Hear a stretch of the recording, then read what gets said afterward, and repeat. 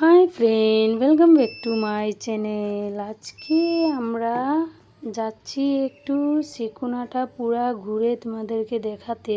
তো অটোতে বসে গেলাম, আর ফার্স্টেই দেখতে পেলে আমাদের এখানে যে পাওয়ার গেট আছে, কারেন্টের অফিস, ওইটা আমাদের এখানেই আছে। তো ওইটা দেখিয়ে দিলাম।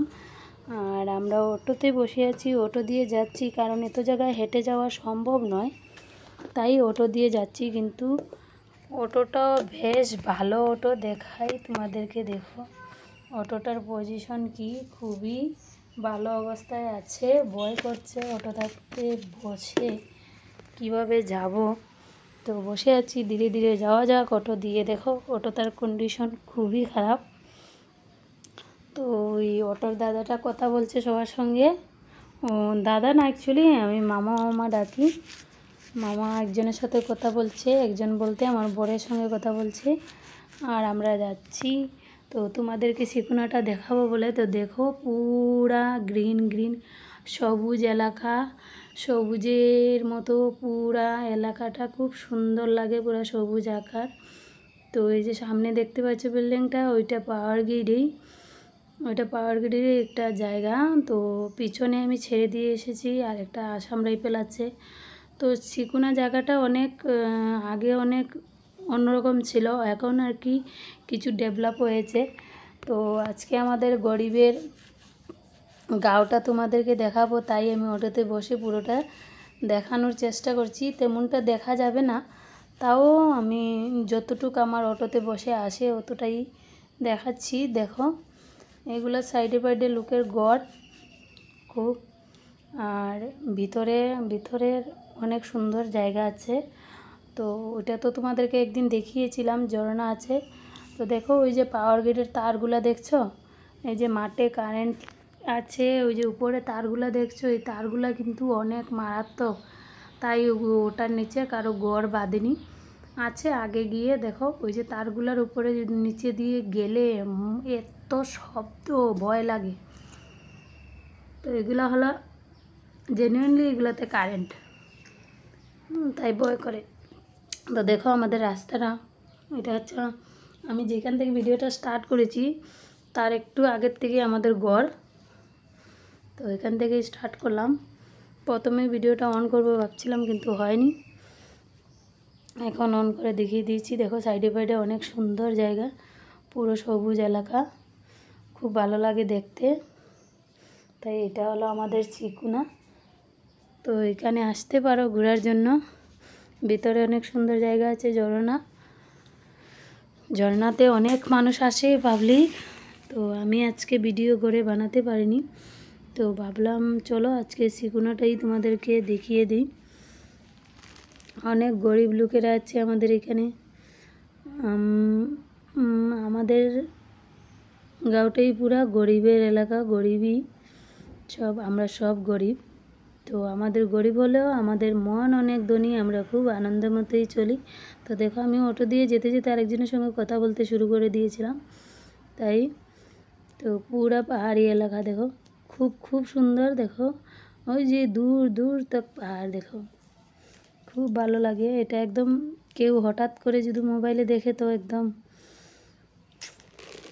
শিলং এলাকার মতো লাগে। দেখো খুব সুন্দর পাহাড়ি এলাকা। জানি না তোমাদের ভালো লাগবে কি না, যদি ভালো লাগে তাহলে লাইক কমেন্ট শেয়ার করে দিও।